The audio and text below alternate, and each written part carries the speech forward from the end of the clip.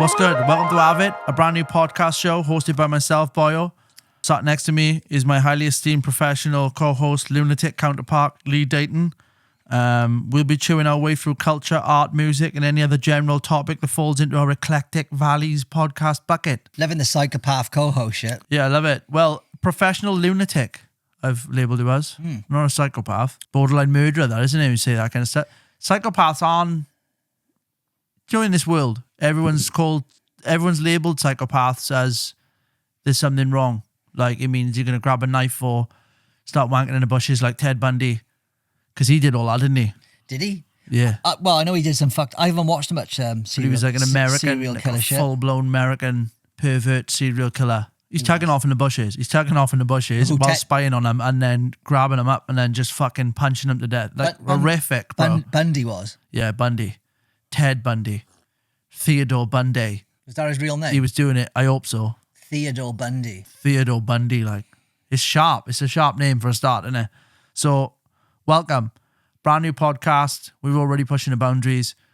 I'm just going to say, I was going to say a show without boundaries and limits, but we'll have to have some sort of boundary and limit because YouTube will have our guts regardless, but when it'll have us fucking all sorts of shapes and sizes.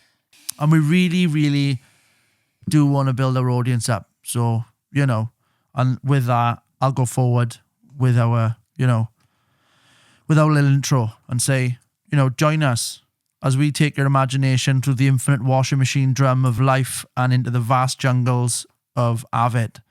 Like, we're here to churn up everything that we can grab hold of in culture because we come from eclectic backgrounds ourselves, So if you want to be part of the Avit gang and support us, give us a follow on all the socials. They'll be in the description at the bottom of the screen somewhere.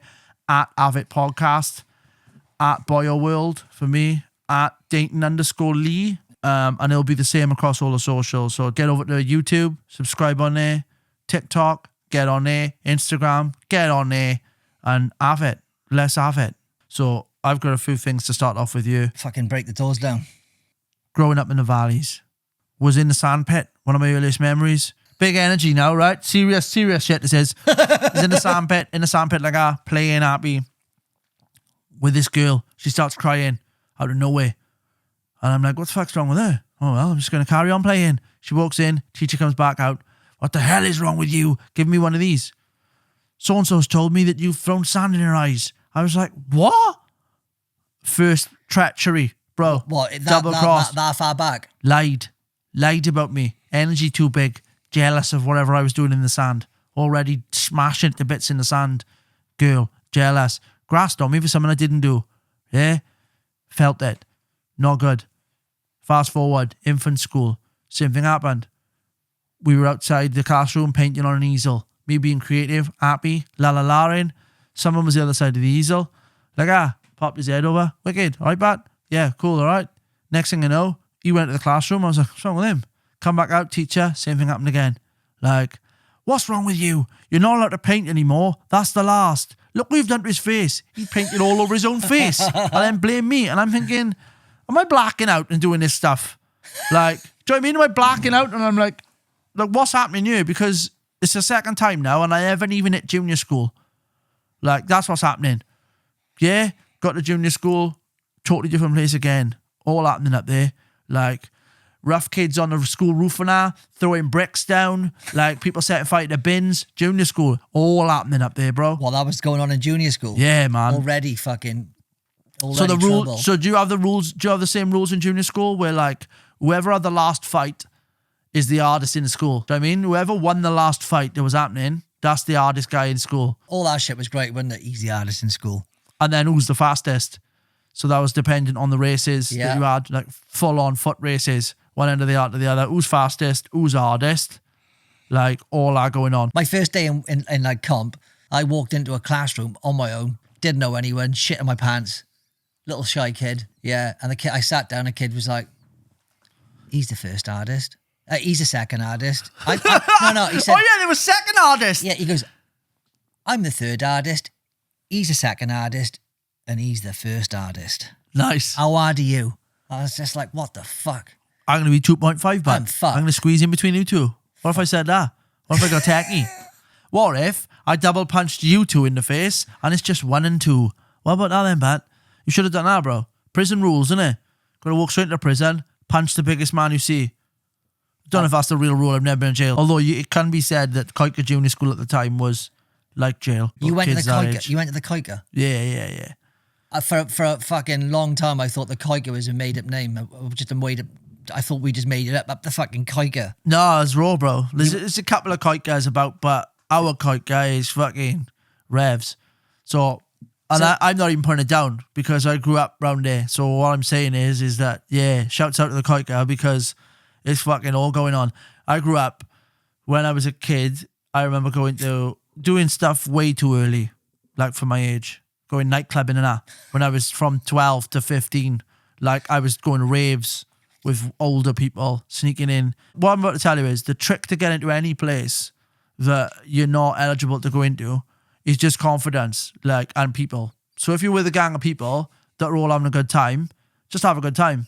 And forget the doorman's there. Forget you need an ID to get in. Forget all about that. Just as soon as you get to the door, I start fake laughing and all that. I didn't give a fuck. You get to the door and my head would just tell me what to do. And I'd be like, I get to the door, be like, oh, haha, T told fucking Johnny was there. All right, Bat. And then just walk straight through. Because I know, you're just giving it gas and just walking through it. Yeah. Getting through the door. They looking at people like this, innit? Like, what's he saying? What's he saying? What's she saying? What's he saying? You know, if we look nervous, underage, drug dealer, what have we got on him? They're trained to do that.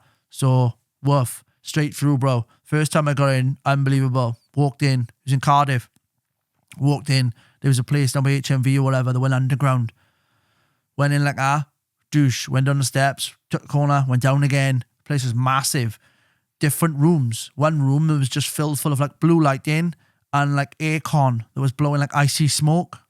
I didn't know, but at the time, everyone was peeling their fucking chops off. Yeah, they're all just relaxing, having a water and being trying to put their jaw back on their face.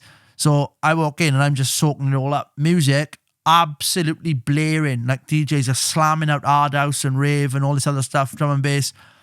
And I'm watching it and I'm looking at a dance floor that's enormous. Probably about, I'm guessing, but I would say 1,000 people. But it's probably 500 to 800 rammed when it's in the dark and all the lights are going off. And I look across and I'm like, fucking hell. Don't everyone dancing. No one standing around like a junior school disco. No one giving it to Ben Sherman and a lean and a pair of jeans.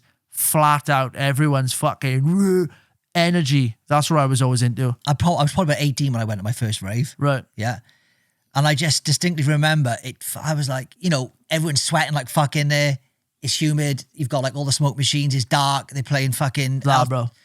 Buckham, wherever it is, fucking drum and bass. I don't know, whatever. Back then, people would wear white gloves and they would just rub Vicks on their gloves, or the masks. Why do they do that? Vicks, because I think when you it was lifting them on the Mandy. Something to do with the Vicks would kept lifting the Mandy up. Yeah, picking up whatever. But, whoa.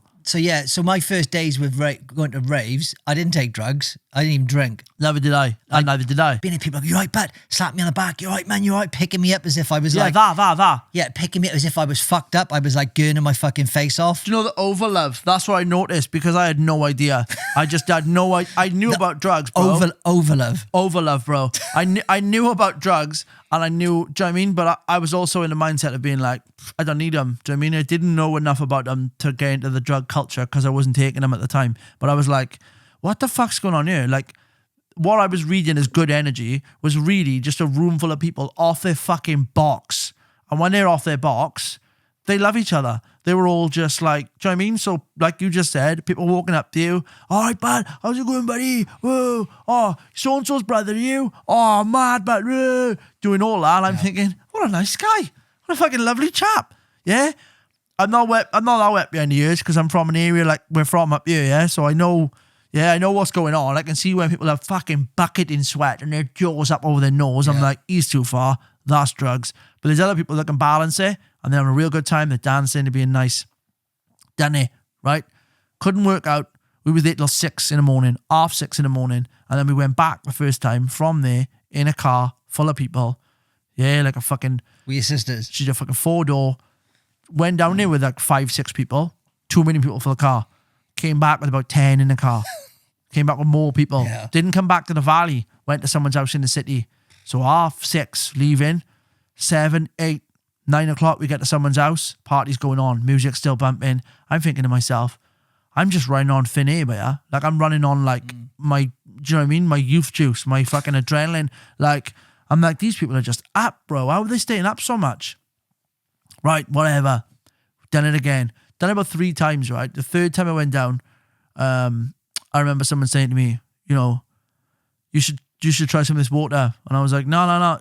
You can't talk like this either. You're screaming because the music is fucking blaring. Yeah. And I was juiced off the speaker, so I would just stay with the speaker because the bass was so fucking, do you know what I mean? I didn't have to be listening to chug or whatever type of music or hip hop. It was just the music. Any music that had a vibe to it and everyone was vibing, I was in. Yeah, but back then as well, mate, there's a lot of sounds you'd never heard before. Yeah, man. Just completely brand new sounds. Just in, bro. Just in whatever. If it's got a steez to it and people have, like, I'm in. So I was in, and I remember being stood with a speaker and someone shouting in my ear and being like, have some of this water. And I was like, I got some, but like, I'm all right. Do you know what I mean? I'm not thirsty.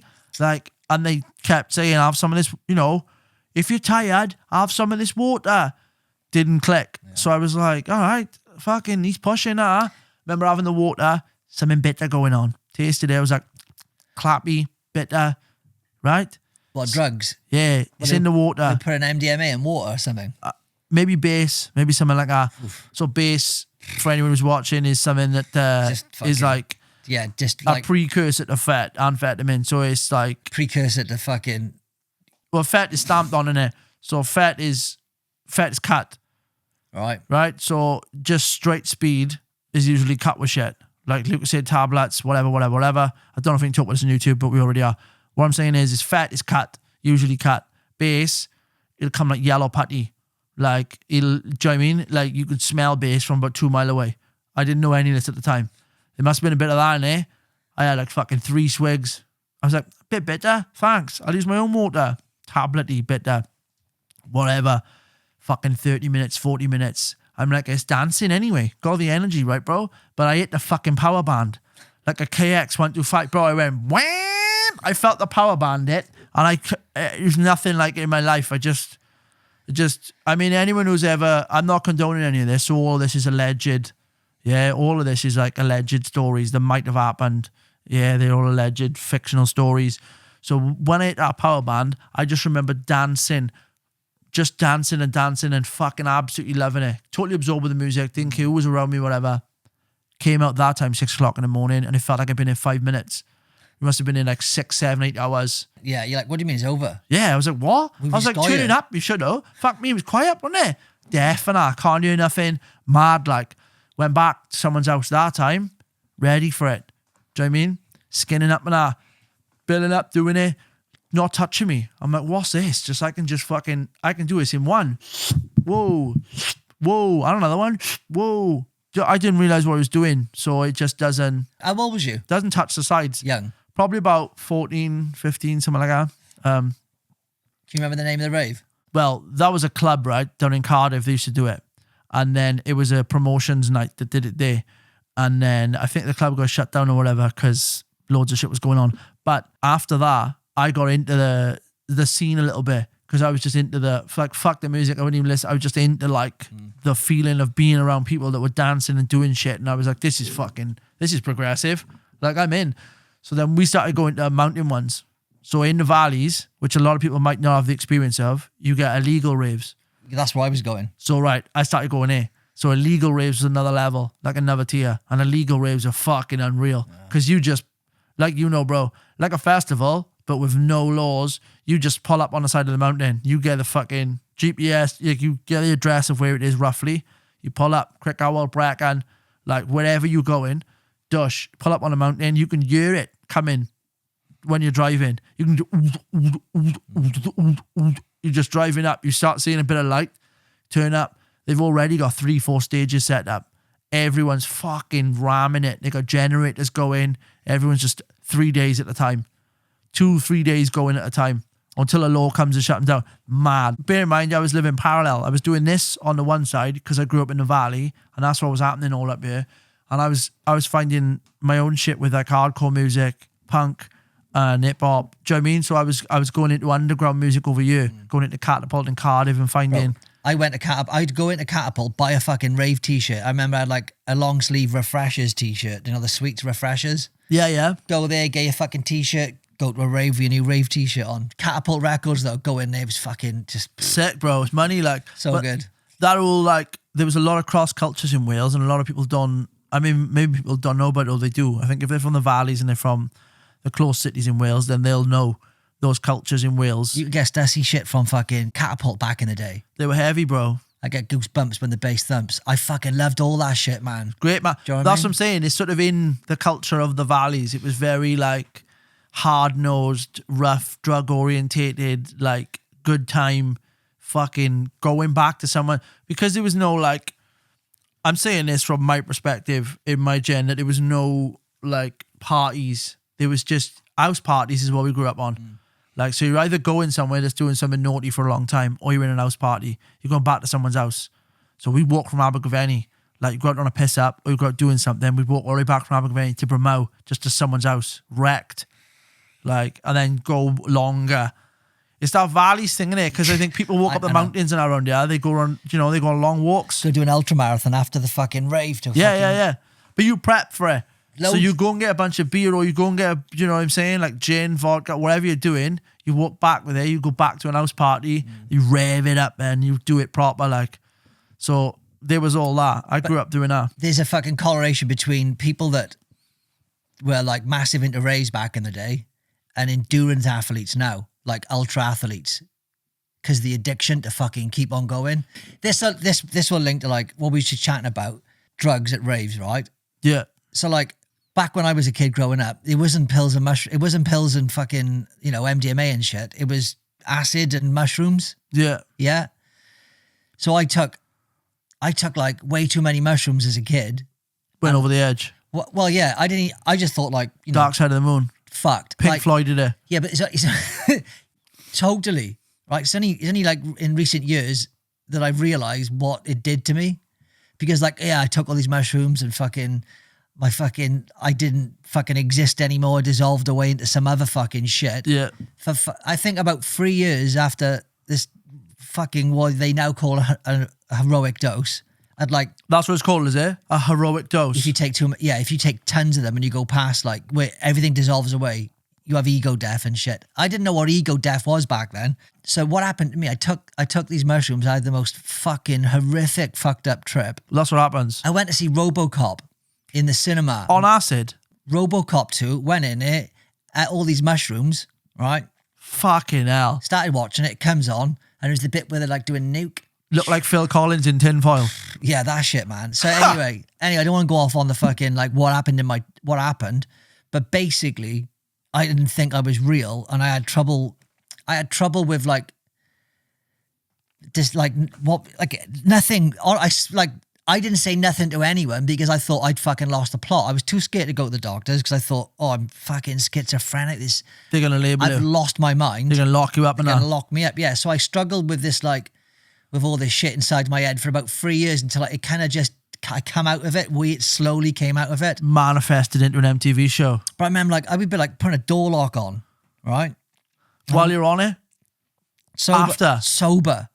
And I'm having like fucking bad problems. I'm like, you know, when you have like mushrooms, you get like geometric patterns and shit. Everything was like warping, and I'm like, this is happening in my waking day. You're having glitches, bro. I was so fucked. I was so fucked. I was that far gone that I stopped. I didn't touch anything until I was about 28. It's just out. Didn't take anything. Just had a few beers as a whatever. So like, fortunately, I had like this massive fucking trip when I was younger, and it like literally probably gave me PTSD. I didn't even fucking know about it. I was trapped in my body. Right. I went upstairs into the bedroom. This is another trip. It was in my mate's house. It's like, this trip can't be real because I can't be seeing this with my own mind. I must be hallucinating. So I thought, if Inception, you was dreaming in a dream, bro. You were trying to fucking... I was trying to get out. Yeah. I was fucked. So I went at the sink. I was like, if this is real, I'll get wet and then I'm mad, right?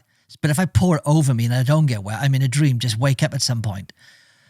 Took the top off the fucking 2-litre bottle of fucking Robinson squash. Right. That's strong as well, mind. Yeah, Robinson squash back They're then. strong, right? bro. Took it off. Strong now. Went over the sink.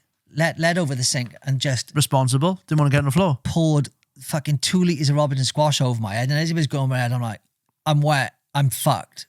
And I was still in this trip. Yeah. So I went upstairs. One of my mates' parents were away. Went in one of the bedrooms. Jumped in his bed. Do you do this thing with the sheets? Woofing the quilt. Yeah. Woofing the I quilt was up. woofing the quilt. Getting and rid it of was going, farts. Meadows. And I'm like, where am I? What the fuck? That sounds good, though. Yeah, anyway. I'm in the film. I'm in the film, yeah, a few things happen. I literally freak out. My mates are like worried about me. I go to fucking leave the house and they won't let me go. I'm like, because I don't quite understand what's going on because I'm fucked. And I just run across the landing and dive head first down the stairs. Army dive. Because my mate's trying to get me. Yeah. We both go flying down the stairs head first. G.I. Joe. He's on my legs. We're like, pop, pop, pop, pop, pop, pop. I jump up at the bottom of the stairs. That's the stairs, not the machine gun. The door's by there. Yeah. Ran for the door. As I got to it, smack. One of the boys fucking nailed me, jumped on me. Punched your face. No, I don't think he punched me in the face. I think he I think he punched me in the chest or something. I was small. That's bad, that was rough. I was quite small. Yeah. So like it took me off my feet, landed on my back, and they all just jumped on me. And they were going, "You're all right, you'll come down You need soon. to calm me down. Strawberry fields. You were wigging out, bro. Strawberry fields forever." Yeah. And Nothing is real.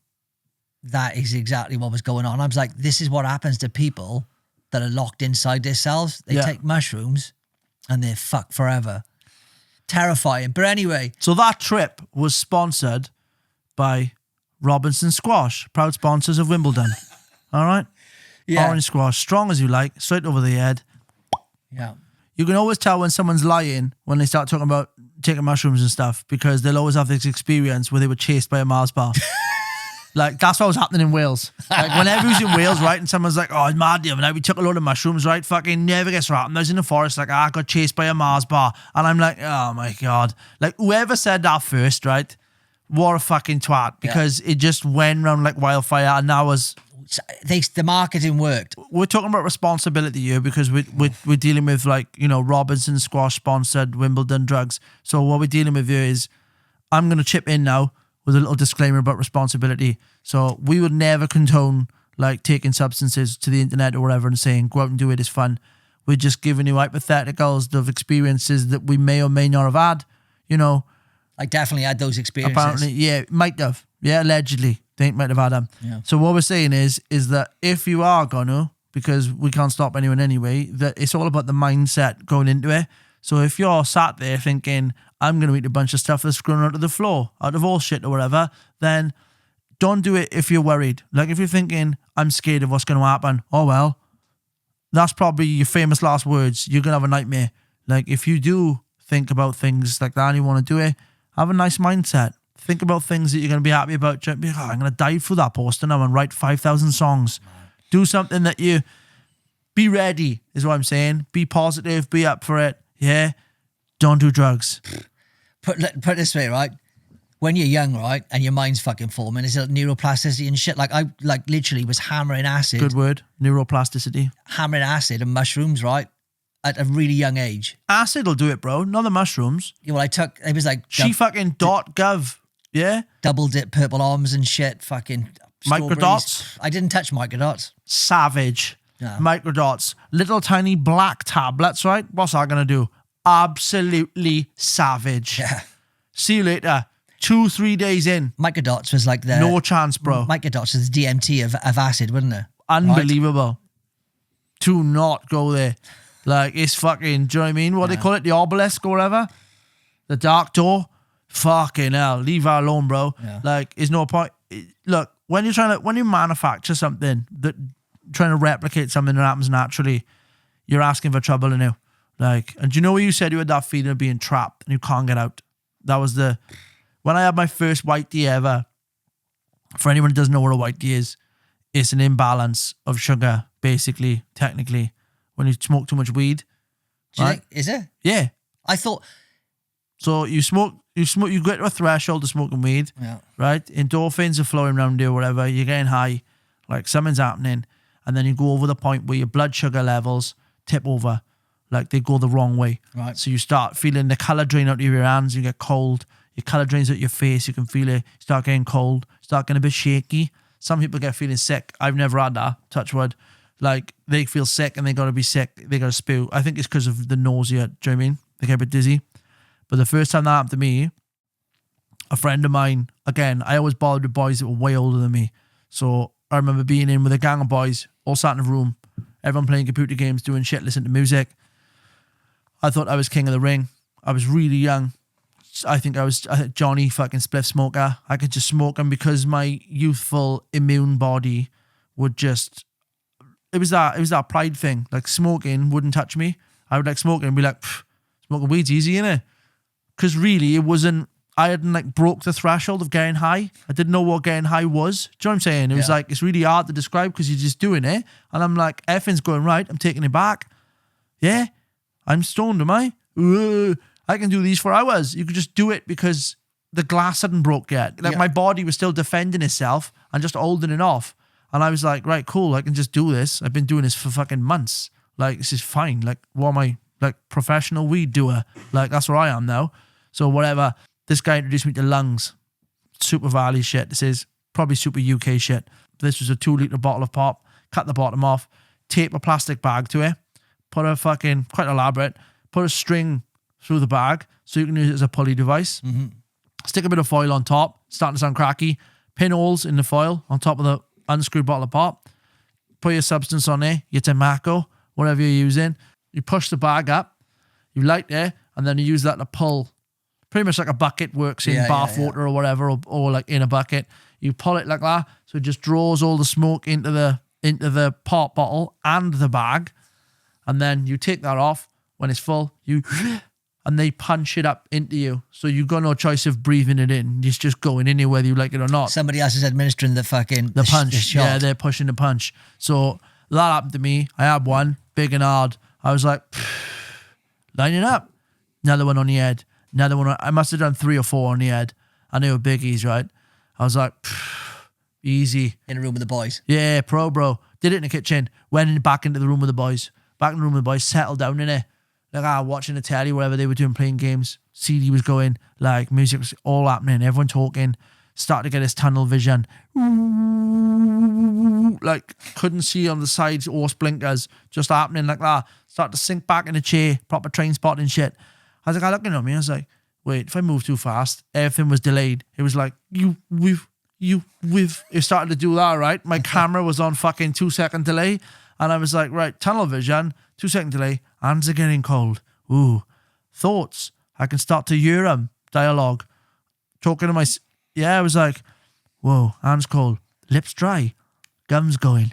I was like, what's going on here? I was like, need a drink. Like, bullet pointing my way through this situation, trying to bullet point my way through a Whitey. Didn't know what a Whitey was. Couldn't believe it. Watched the CD going. Couldn't work out where the CD stopped playing. I was like, CD stopped playing. Should be an album. I was like, albums are longer than that. Started to talk to myself, argue. Like, I was like, hang on, something's wrong. Trying to make sense out of things. Something's fucking wrong. Couldn't see the boys next to me, bro, because it was so tunnel vision. Just saw fucking the telly was 10 miles away from me at this point. It just looked like a little fucking postage stamp. And I was like, trying to listen and focus on what they were saying, and everyone was giving me Snoopy adults. Wah, wah, wah, wah, wah, wah. I was like, I'm in a fish tank. I was like, what the fuck's going on?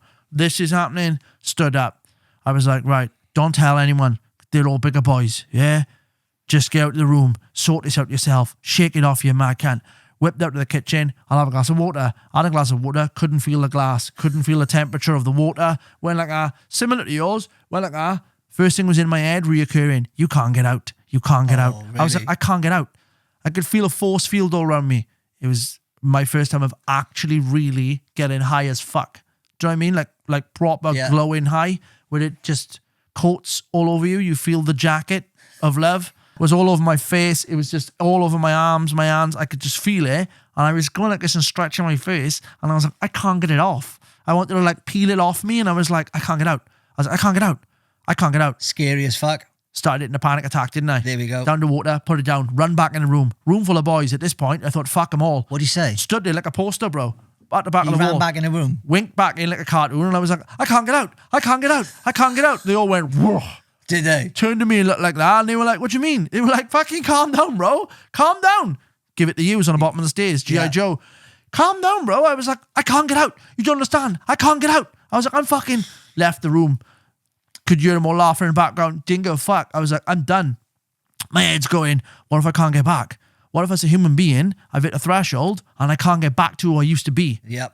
It's the first thing you start thinking about, isn't it? Do you know what I mean? What if I've done something that's irreparable forever? You've trapped yourself. And I'm in a new place. Yeah. I've pushed into this new realm and I can't go backwards over the sty. Back into the good old farm with Aunt Bessie's fucking, do you know what I mean? You've ruined roast it potatoes. for life. I'm out in the wild now, bro. This I is gotta you for fend life. for myself.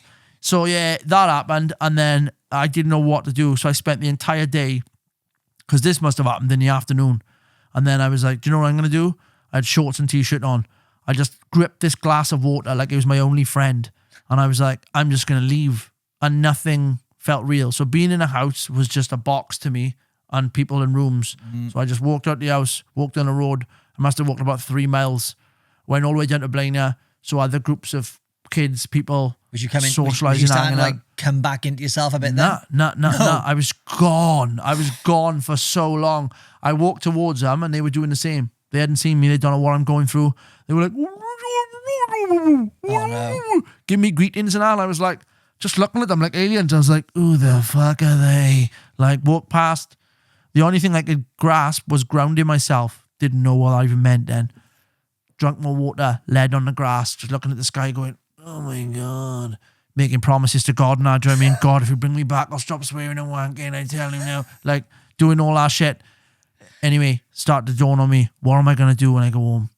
Like, I got to try and get in my house now. And my mum and dad, do you know what I mean? Walk through the living room, and my mum and dad's going to be like, where have you been? What's going on? Is that drugs all over you? Have you been taking them? What's doing that? So I was like, right, got a plan. Go home as late as possible. Number 1. Number 2, zoom through the house, go straight to bed. Number 3, bullet point. If anyone stops you, I feel ill. Straight to bed. Barred. Did that. Went to bed. Wicked. Went to sleep. Went led in bed. Led down. Room spinning. Could see my fucking wallpaper going like warping over me. Room spinning. Horrific. Thought to myself, I'm never going to do this again. It scared me so hard. I'm never going to do it ever again. Thought, I know what I'll do. Sleep it off. Fell asleep. Woke up in the morning. Thought, this is going to be gone now. Woke up. Bonk, bonk, bonk. Still could there? still feel it on my head, bro. Fuck. So then it was the worst panic I could feel in my life because I was like, I am fucked. I'm still there. I was like, I am now officially fucked for life. Yeah. I was like, I am done, but I was like, what do you do in this situation? Jump out the window? Like, what do we, like, so eventually everyone calmed down. It faded. So I'm going to give you the 101 of how to get out of a Whitey real quick. I could have saved myself 24 hours of that noise if I just had a Mars bar or a glass of orange juice or a piece of fruit. It would have lowered my levels, brought my sugar levels back up, woof, out of the woods, back in the game. I could have been back on the lungs. So like you got, so that's, so Do you know what I mean?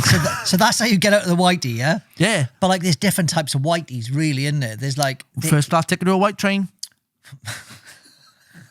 But isn't it like, you got a Whitey, but then even you got like psychosis. Wasn't that Virgie psychosis? I would know unless I'm still there. Yeah. Do you know what I mean? And that would explain quite a lot, actually, this fine life. Like, I wouldn't know about that. I don't know if I've experienced the psychosis side of, because I've had lots of different chapters with cannabis in my life. And do you know what I'm saying? So it's like, yeah, like, I wouldn't know about that. That's all I'm saying. I can't speak on psychosis and cannabis because, yeah, I wouldn't know. It's just real. You just do it now. You have there's like a certain percentage of people in the world that have inner dialogue, and there's a certain percentage of people that don't have any inner dialogue. Yeah. They can't hear themselves talking to themselves. Fuck.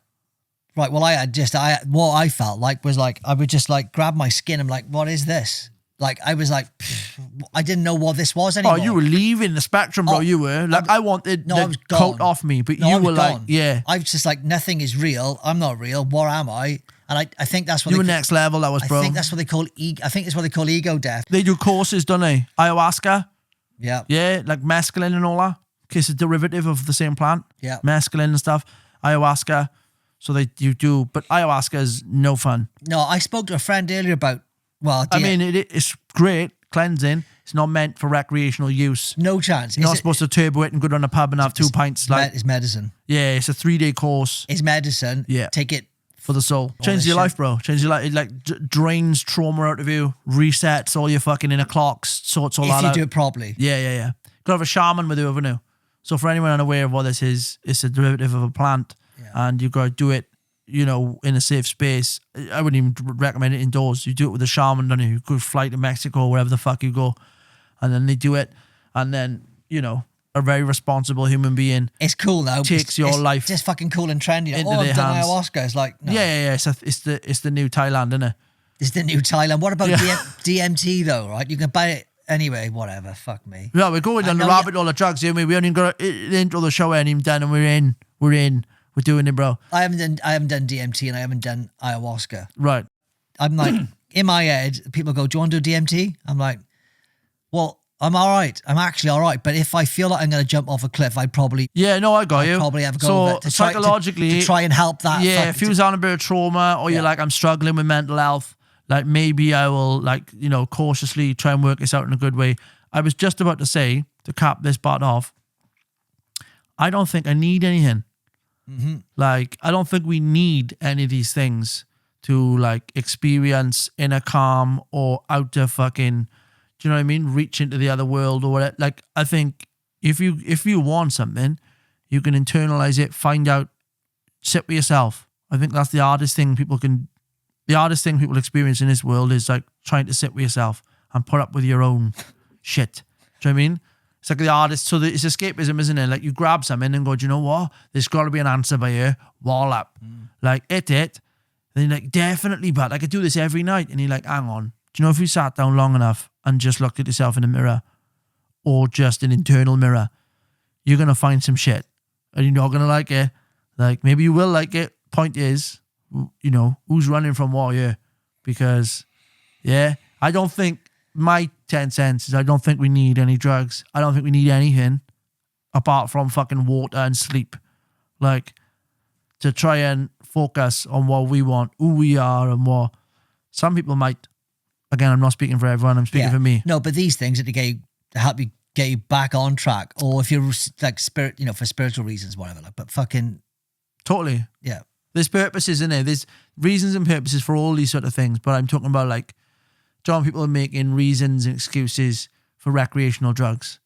It's recreation. The areas are now we're in. People just taking them, bro, because it's a laugh. Number one. Number two, they might get caught in something. I'm caught in something. They're 2 years down the line and they're still taking, and you're like, bro, is this happening? Are you happy with this? And they're like, you fucking warrior girl, you bet, woo. And I'm like, bro, you've gone somewhere. Like, do you know what I mean? You need to, I mean, you don't need to do anything. That's the beauty of being a human, innit? Yeah. You've got control over your own computer game. I'm just saying, personally, I don't know what you feel like. I feel like we don't need nothing to like realize who we are. Getting deep. This is the ayahuasca coming out. It's getting deep. Just don't feel like we need anything to alter us to find out what we need and who we are. And going in and coming back is one thing. We're learning lessons, aren't we? Yeah, with certain experiences. It's tricky though to say that because like when you have these experiences like on hallucinogenics and it takes you somewhere in your head and it changes your it just changes you like the way you see yeah, but shit. The same thing happens in a bouncy castle. You've got to take your shoes off, do you know what I mean? And now everything's fucking spongy and you're going up and down. So it's like, what I'm saying is you can't live in a fucking bouncy castle.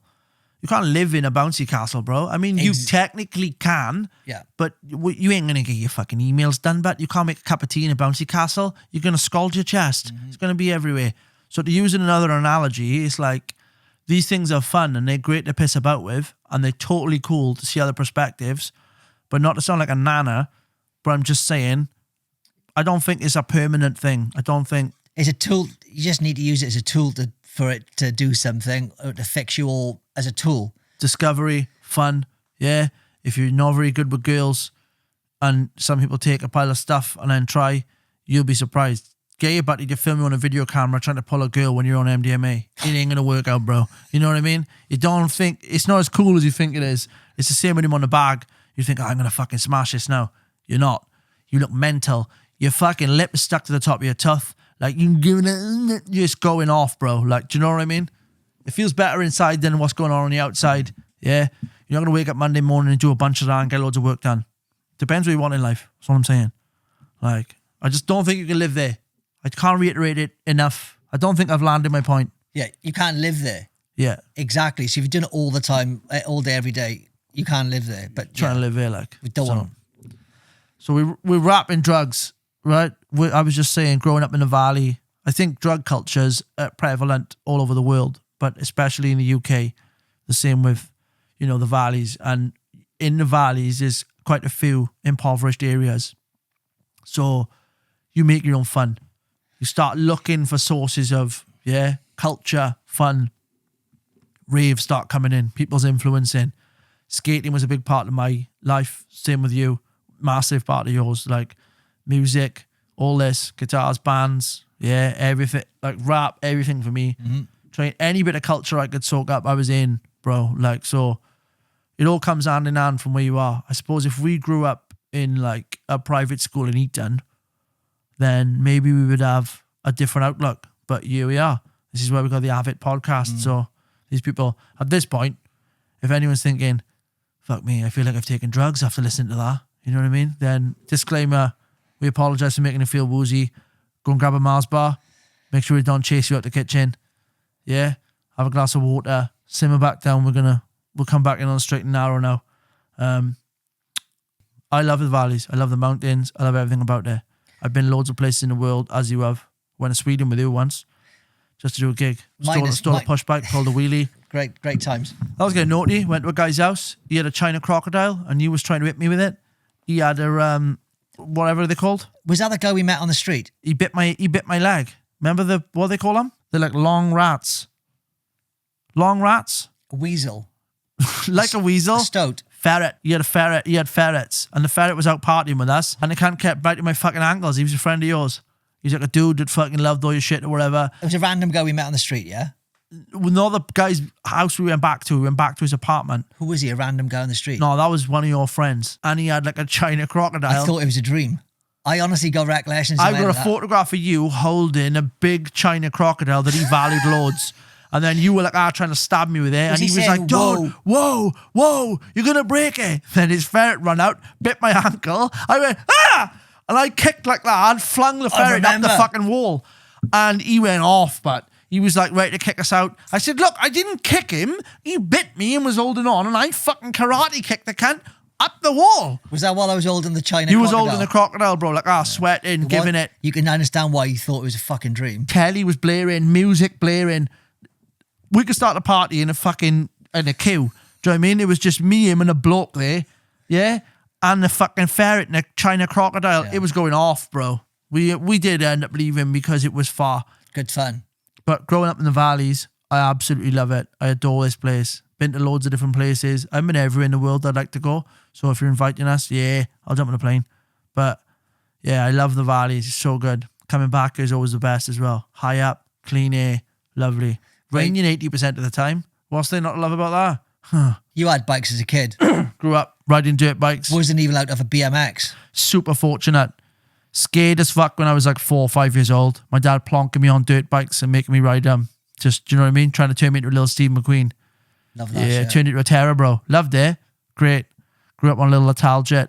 Went to someone else. And you're an Italjet? Italjet 50? Yeah, you got it, bro.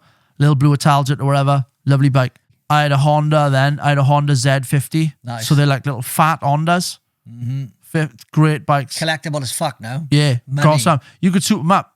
You could turbo them, bro. So they can just go like... Lots of money. Yeah. But they are collectible bikes. And going to monkey bikes. My dad got into Honda monkey bikes in a big way then. They're fucking good fun, man. Great, bro.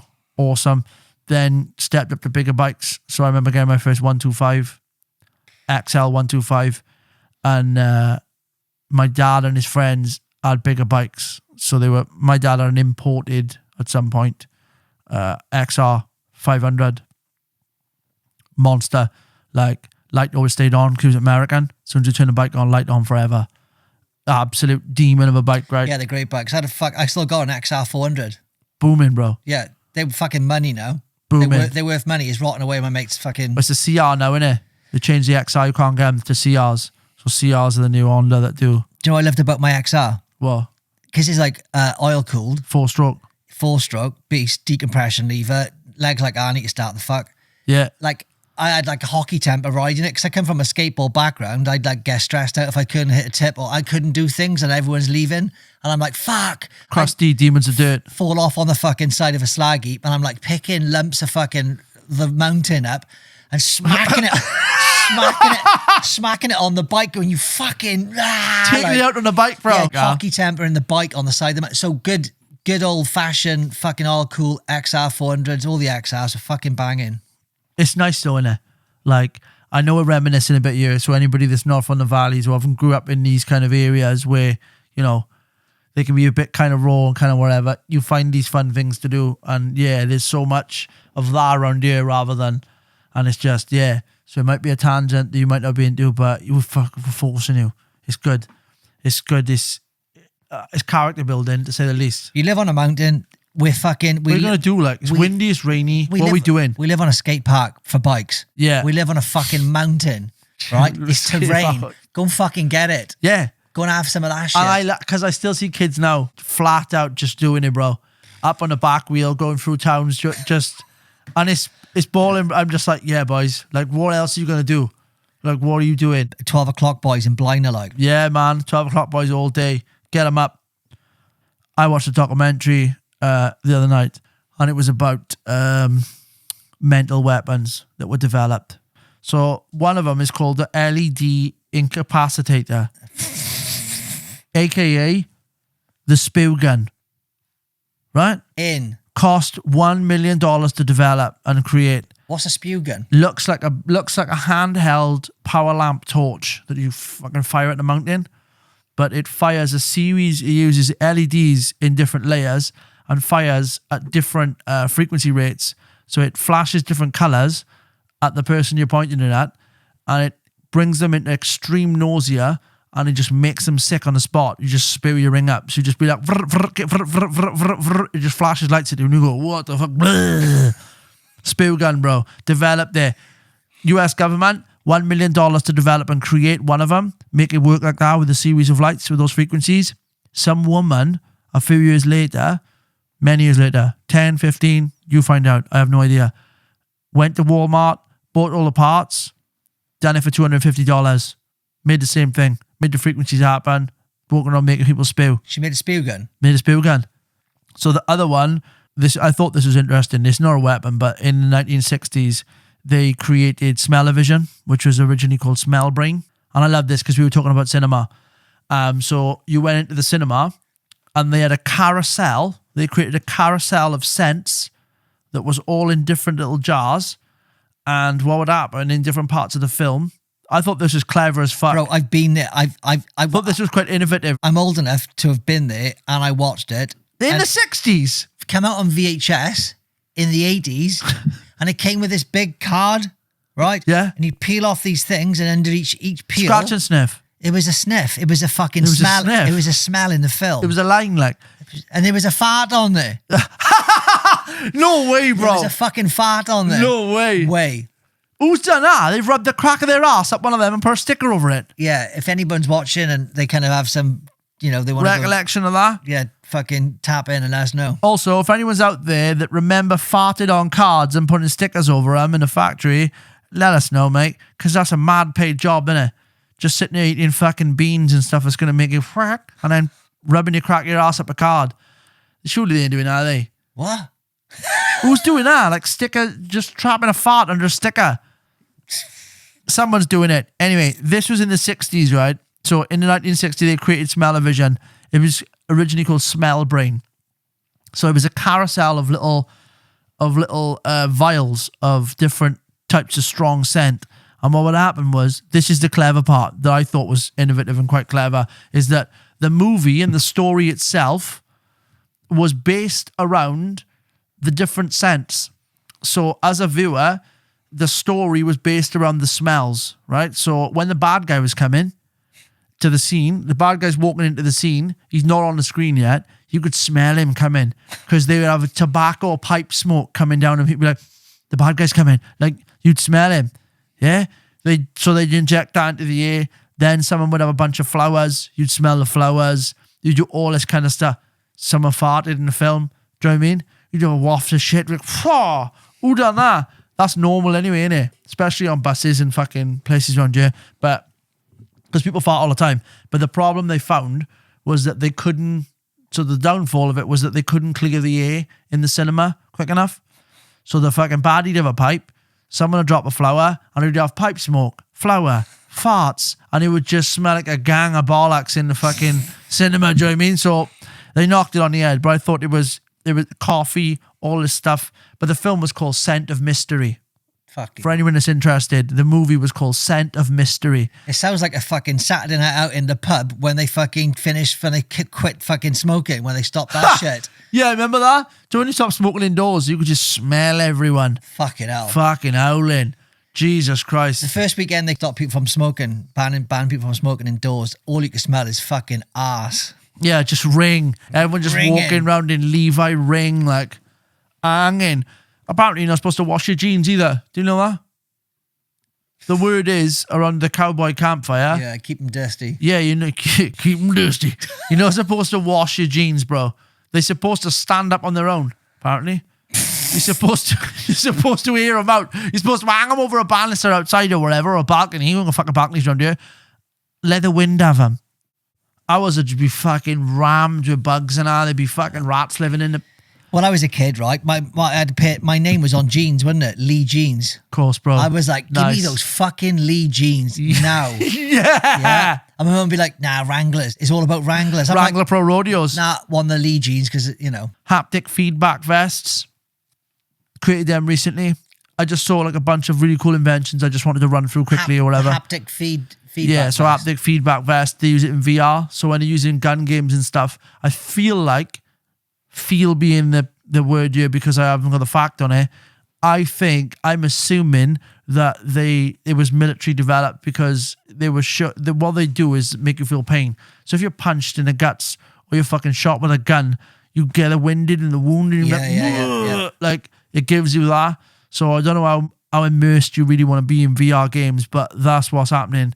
And they've been up for a while with the haptic vests. I've saw a fucking guy. He's rigged up like a car simulator, right? And he's got like pistons and shit behind the back of his seat. So like when he's crashing, there's like these pistons go poof, smashing him everywhere. Then he's got Test dummy in him, airbag straight up in his face. That's- Insurance company on the phone to him. Full reality check, like. Oh, that's something. I was like, you fucking do that shit to me in his trouble on Sanchez. I'm like, you fucking airbagging people. What do you mean airbagging people, bro? You know, when you get airbagged. Well, like people do. How'd you airbag someone on purpose? When you sat on that seat, you've gone out for a piss. Oh, doof. I quickly get an airbag and a little battery. And Put it under him. You sit down, it's flat, isn't it? You can't tell it's underneath there. And then I go with a fucking little spark and boom, you've gone through the fucking ceiling. Oh, I've seen them. That ain't funny, is it? Absolutely fucking. That is not funny, bro. Fuck that shit. Nah, I'm out on that as well. Airbagging. I'm out on that as If well. you've been airbagged, let us know if you fucking got away with it. Yeah, and got away with your legs still working.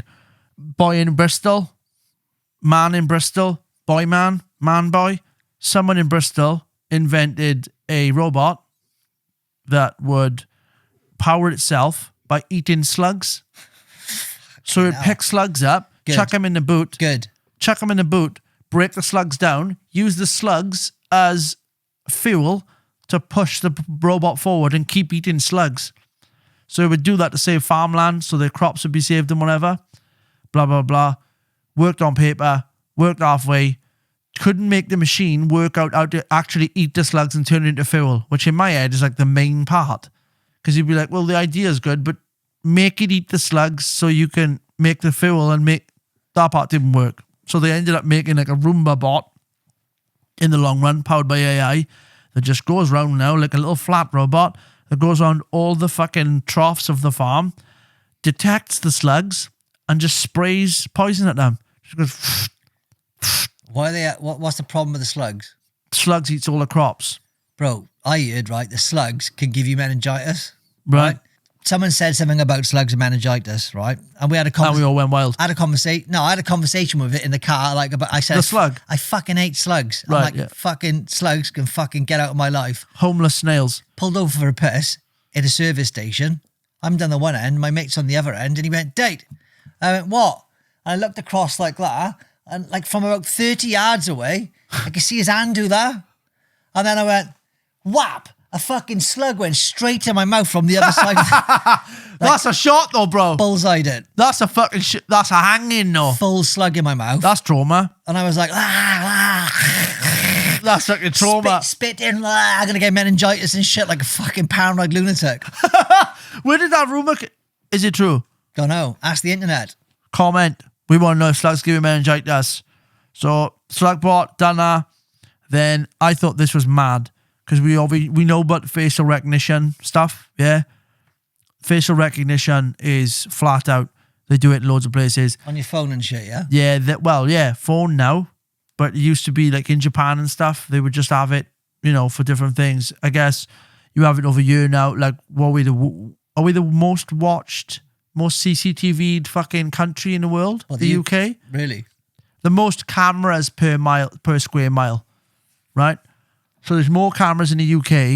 I'm not saying there's more cameras here than anywhere in the world, but per square mile.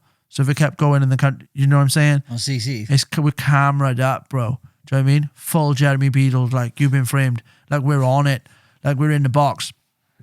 But in Japan, they were doing research on productivity in the workplace. And what they realized was that, let me get this right, that your feelings follow your actions instead of your actions following your feelings, like psychologists thought. So, yeah, your feelings follow your actions instead of your actions following your feelings. So they thought the other way around. They thought your actions would follow your feelings, but your feelings follow your actions. So that means what they were doing was they were found that by forcing people to smile, it releases an endorphin even if the smile is fake. So it makes you feel better, therefore happier overall, therefore, ergo, more productive. So they were realizing that they could make their workers more productive if somehow they could force them to smile. Right? Right? It's working. So in 2018, the one company fitted a face reader at the entrance of their building where they work. And then when they get into the building, they have to smile at the thing to get in. Like they got a job. They want to clock in 9 to 5 or whatever. Perfect. To get into the building, they got to smile at the bitch. And if the bitch didn't think it was like, not accepted, like we need a better smile, like you got to go, like they had to do that until the machine accepted the smile, right? And there was loads of them who couldn't get in, and they were just like, smile harder, getting nasty at each other. So they're all fighting outside trying to get in. Anyway, it makes them more productive. So they force the smile. Gonna be happy even when I want to die inside. But essentially, apparently, it made them happier. Therefore, they were more productive in work because they wanted them to work harder. Love it. Right? That work in a workplace. For smiling. Fast forward. University of Tokyo pushed it even harder and they locked all their fridges. They locked all their fridges and you got to smile to get in there for your food. Like you got to smile at the fridge to get in there. So if you're hungry and you're tamping and you're just like, I'm so fucking starving, I could murder somebody, give us a sandwich. Like, nah, calm down. Smile at the fridge and be like, can I have it? And then it'll unlock. I thought that was mental that they were looking at it like that. Google Glass, AR, augmented reality.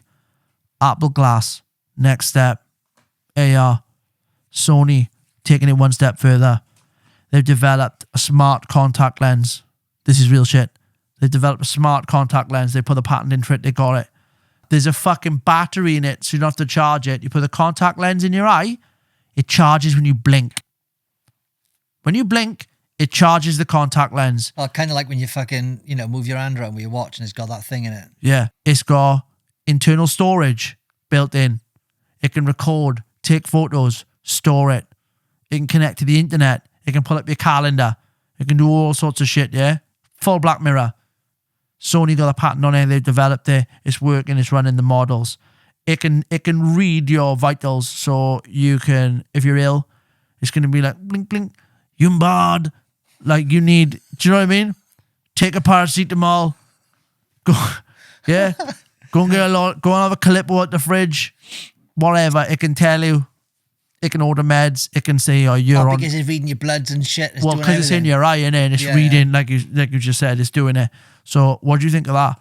You having one of them or what? I've never managed to get a contact lens or a fake contact lens. I've never managed once in my life to get anything in my eye like that. No, me. I've tried as well. I've tried as fuck. Not often. I tried once, right? Because I wanted to drives me mad. I wanted to do it for a sketch, and there was no way. I couldn't do it myself. I had two people holding me down. I wasn't even fighting. I was like, do what you got to do. Get it in my eye, because I'm up for the cause.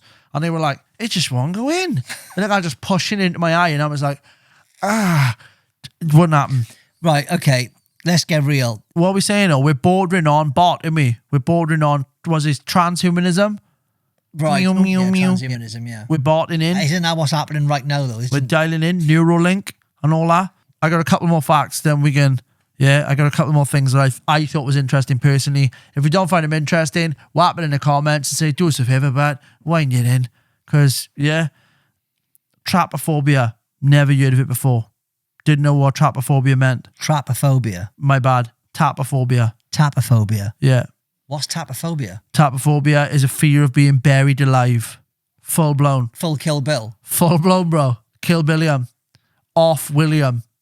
We're talking a long time ago. To counter this fear, because it was spreading en masse, like people were just talking about there, being buried alive. I'm not being buried alive.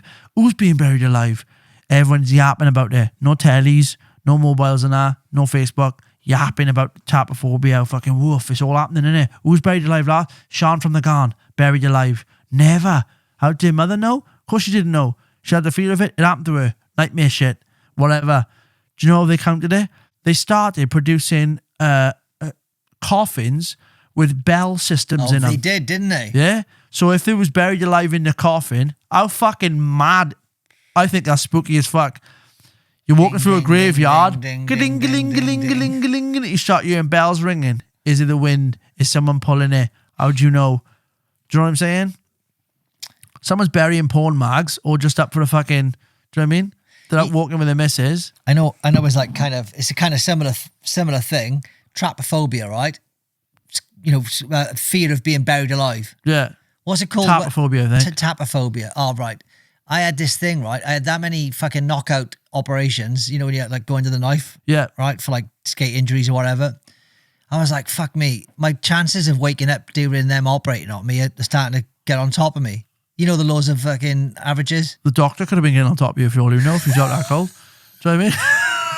So I thought... Right in your chest, like... Just before they knocked me out, you know, stick a fucking shit in your arm, general anaesthetic, out cold. Yeah, I was like, I wonder if this is the time I'm going to wake...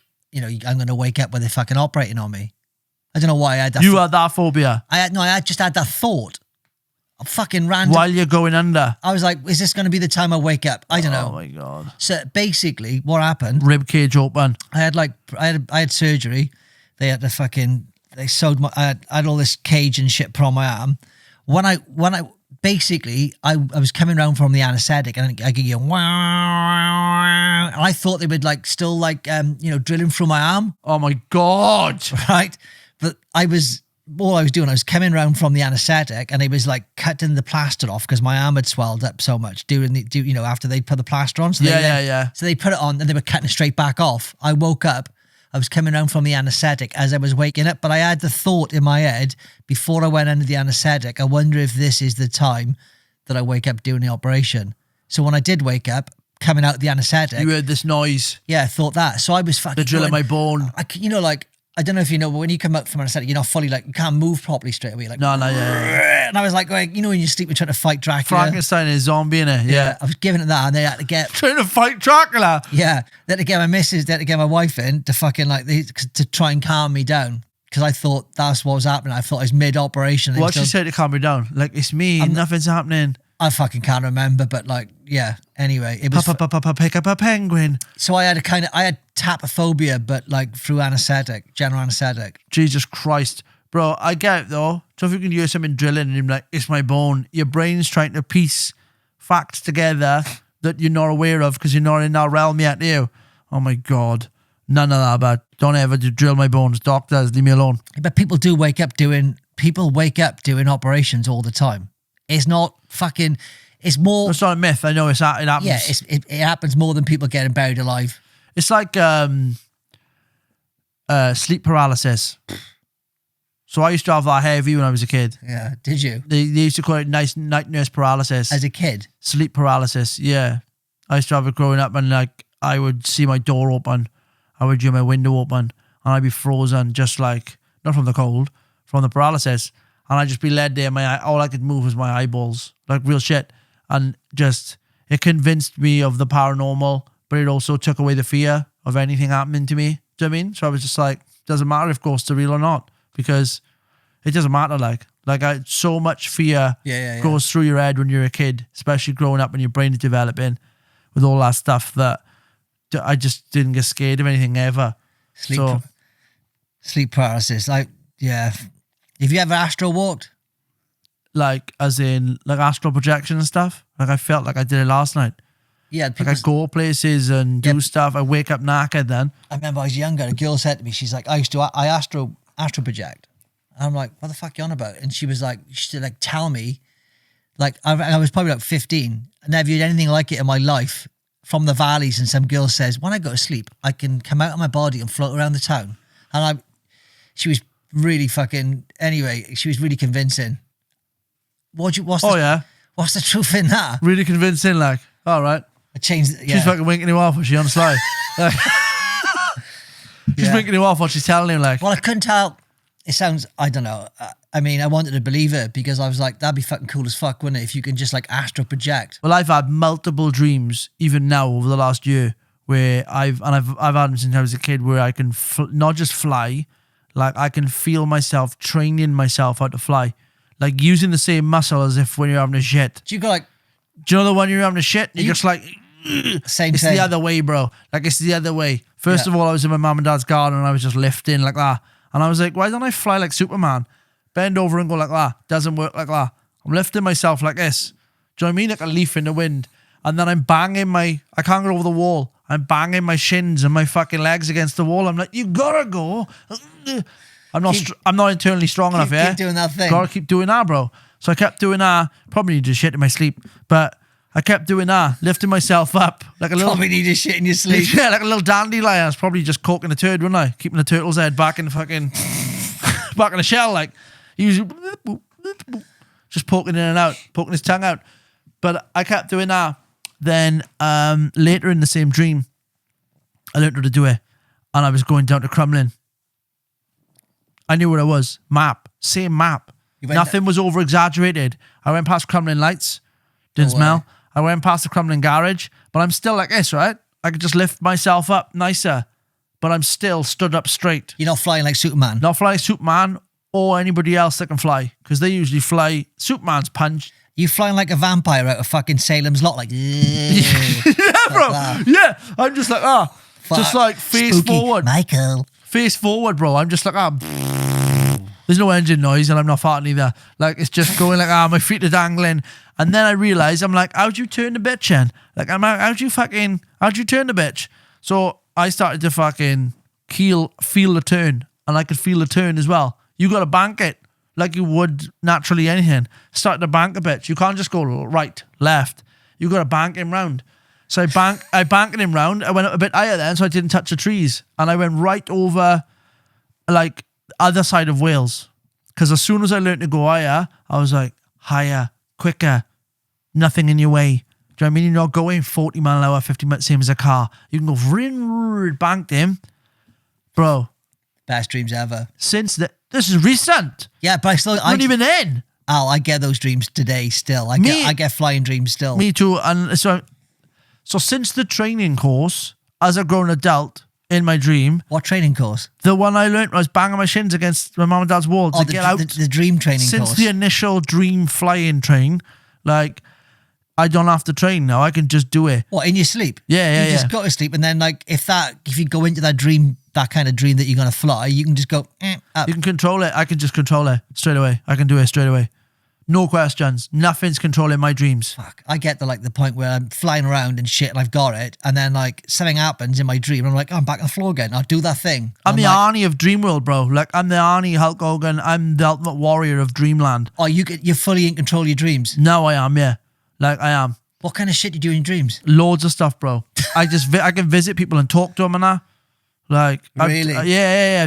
I've done it where I've met up with people I know, and then I'm like, this is freaky. Do I ring them? The next morning I'm like, should I ring them and say like, do you know what I mean? Seen you last night in the mirror, picking your ass. What's happening? Like, do you know what I mean? Or whatever. But Yeah. if they can't recall, I'm now mental. Could be mental anyway. Could be making it all up, and it could just all be nonsense. But as in terms of wherever that world is when you dream, bro, I can control. I can dream, but I can do them like Love it. every night. It's like a film, full color. Never used to be like this when I was a kid. Full color, full HD, max. Like I got full color, full audio, like everything, bro. No subtitles. So, right, you can control your dreams now. Right? Recall, I can remember them. Okay, so now you can fucking fly around and you've learned how to fly. Can you punch yourself out of a wet paper bag? I don't know. What am I dream? Yeah, like I've never been in one. But what I've done, No, can you fucking beat people up in your dreams now? Because you know what it's like. yeah, you know when you're younger and you get into a fight in a And you're dream, like, it's the slowest, worst thing in the world. Do you know who land a punch as well in your dream? How floppy does it feel? It just goes like this, doesn't it? Self. Like, and it's just the softest fucking pillow stroke you've ever done. Like, it's the worst. And at that point, you feel the burn. You're like, this is shit. When I was a kid, I had this reoccurring dream. I was running around like a castle turret, like the tower of, like the top. Yeah. They're mentally assessing us, by the way. The stuff we're saying now, they're clocking us. Go on, it. you're running around a turret. I've been fingered on TV, bro. I Yeah, don't give a shit. hey, there it is. Basically, He's right, out up his ass. again, it was only the once, all What right? can you do? Some woman in a cat suit. Oh, Anyway, it's a woman in a cat suit, it's fine. I don't know. We can cut that part Part out. animal, keep it in there. Put it in there that? twice, I reckon. Dracula, right? Chasing around the turret. Yeah. And basically, I was really into the Hulk at the time. Incredible Hulk, yeah? So I'm saying green Nosferatu. So he's chasing me, Dracula's chasing me around in circles. Fly in, run in. He's just behind me going, Evil Dead, that ominous. He's floating, yeah. He's coming after He's me. doing the motorbike. And I'm like going, I'm trying to go, I'm trying to get angry in my Trying to sleep. Hulk I'm out, trying bro. to turn to Hulk in my sleep. And I'm just like, Wake up, shit the bed. yeah, woke up, shit to bed. How many times have I? Loads, because I never knew anyone that does reoccurring dreams. I used to I've had like multiple different reoccurring dreams forever. So we're talking about reoccurring dreams. We've got a dream world here. When I was a kid, We're safe here though, because it didn't happen and we can say anything this we is want the to. therapy couch. This is the Avit therapy couch. Welcome So to- if you have mental dreams, right, welcome to the Avit therapy couch. Say them in the comments. Rag them in the DMs if you feel a bit, precious. What do you call it? Vulnerable. You don't have to air them out. If you want to air them out, air them out. I used to have recurring dreams when I was a kid, right? Before I could understand what it even meant of abstract art. So I used to have these visions of the most maddest abstract art. But the one in particular, reoccurring dream, was an old school TV where it had the bowed front of the screen, like a CRT monitor. So if you ever knocked one, it makes a very distinct kind of noise. Yep. It goes like boink, boink, boink, boink. You can hear it resonating because the glass is so thick and so round. Isn't it gas in here or something? Or Something like that's going on. That's how they pop in it when you smash them. They go posh. Yeah. Like boink, boink, boink. So that sound to me gives like a texture in my mind, like something abstract. So the abstract part of the dream, this is so traily. You can fast forward this in the I'm podcast in. if you don't like this. I'm in though. Right? So the vision I kept having as a tiny child, single digit I am here, right? 2, 3, 4, 5, 6, 7, 8. You know what single digits are. Before 10. Like, and I would have them all the time. The vision was so strong. It'd be in a corner of a room. It would just be this boxy TV, and it would be like a rounded fronted TV, and it would be like impossible things. So I would visualize and see things that were kind of impossible in real life. Glass shatters when you hit it, but I would see this glass fronted screen with metal spikes coming through it, like, and they would just be resting there looking like perfectly uncomfortable, the most uncomfortable perfection you could ever see, most abstract nastiness, but was clean and neat. So the metal spikes were coming through the TV and the glass wasn't broken. And I was like, I just kept looking at him being like, what the fuck? Like, and it didn't haunt me in the word of like what it does in terms of terror. but it did haunt me, as in I still got the vision strong But of it's like, seeing yeah. abstract art like that, things that shouldn't be being in my mind as a child. And I'm like, where are those images coming from? I love that shit though, man. It's like, It almost makes me want to like create it as a piece. exactly. So I can get it out. Well, So if like you- in Close Encounters where he's got to build a mountain out of mash and you got to keep going. Yeah, I love that. So like, it's just like, yeah, if you want to create that out of like, if you could create that now, you want to create that feeling of what it does to you. That's what it is, isn't The it? feeling and the sensation was Yeah. attached to the vision Yeah. more than anything else. So Yeah. the way that it made me feel, it made me so uncomfortable, like to look at it, but interested. Couldn't leave it alone in my head. I'd be like, Is it like one of those things? nails on a chalkboard as a feeling. What's those things? An image kept popping up on the internet ages ago. It'd be like, I don't know, like some skin with like these black dots popping through it. Like, Yeah, what's that called? It's like a thing in here that people get. It's like a feet phobia or whatever. freaks them out. That kind of like, Yeah, it's a really abstract feeling as well. but So you know the sound of the TV, the CRT screen when you tap it. And that's part of the fucking, that's part of the texture. it's part of the texture. Yeah. Part of the mental texture I was feeling. Yeah. Because no one boiked it when I was there. I could just feel it when I looked at it. I Yeah. could feel the boink. And if you hit it hard, it hurts your knuckles. All this is part of the emotion and the feeling. The spikes were doing it though. They were setting it off. It's something like not supposed to come through something smooth and glass Yeah, that was but- coming through. You're thinking about the sound that it's making, and that sound is making is the spikes coming through the screen, maybe, or You something. got it, like some sort of association going on there. It blew my mind anyway. One last factoid off dreaming. So in the 19th century, which is the 1800s, grave robbing was rife. Absolutely rife. People would just dig graves up, rob them like fuck. After jewelry, after everything. Yeah, there was another depression going on. So work was, it was all happening. Didn't have a door on that then either. So they were just fending for themselves, much like now. But they were robbing graves flat out. People can't even afford to get buried now. So, yeah, there's nothing to rob. Better then, because they would bury people with their jewelry. Yeah, their stuff, they'd have rings on and whatever, because there was sentimental value and there was energy in them and stuff. Yeah, so it was rife. 1800s, people digging up graves, robbing fuck out of them. No Batman. Thomas Howells, this guy called Thomas Howells, filed for a patent and got it passed in 1881 for something called a torpedo. So this was a contraption designed, right? And he had it granted. And the device was like a little step. It was like a little puck. I say a little puck. Quite a big metal puck with a pipe coming off it and a step. Like a kind of like a landmine. Like with a choo, choo, and it was rammed to the brim with gunpowder. Right? What the fuck? Yeah. So they buried it, had to put it for the patent, had it passed. Buried it, put it under the ground like that. Landmines. So when they come, torpedo. Yeah? When they come with the shovel, they dig, they hit it and go, swoof, boom, blow their fucking legs off. It was successful. It was just killing people, blowing dirt out of the fucking graveyard. More often than not, it would blow their legs off. So back to the Vietnam War vet, it would just blow their legs clean off. What the fuck? But a lot of the time, if they hit it direct with a shovel to stop them from grave robbing, it would just blow them up, and whoever they were with. Like mental. Imagine doing that. It was a pedal. It killed loads of people. You've just given me the vision. You know, when you see people, I think that they hit the fucking shovel, they hit like a hammer on the floor, Donk, poof. That. goes up in the air. It was like a Ghostbuster trap. Do you know what I mean? They just went poof, poof, like out, sub drop, end of the film. Like that's the end of your grave robbing days. Grave robbing takes some fucking bollocks, mind, doesn't it? I think there's going to be... Morally. Yeah. Do you know what I'm saying? Because in their head, they're like, look, dead body, they ain't going to do nothing with that necklace. Let's have a look. They're not even guaranteeing that there's a necklace in there. You just got to go, bro. It's like the lottery, innit? Keep buying tickets and hope you're going to win. Like, Gone fishing. all going fishing every night, digging a grave up, having a look, cold, wet, whatever, rustling through bodies, looking for fucking gold chains and that. Who's doing that? They were doing it in the 1800s. See this chain I got here? Did have that. See that? It's off a grave digger. Shut up. Yep. Real life. Yep. No way. Way. Look at this, bro.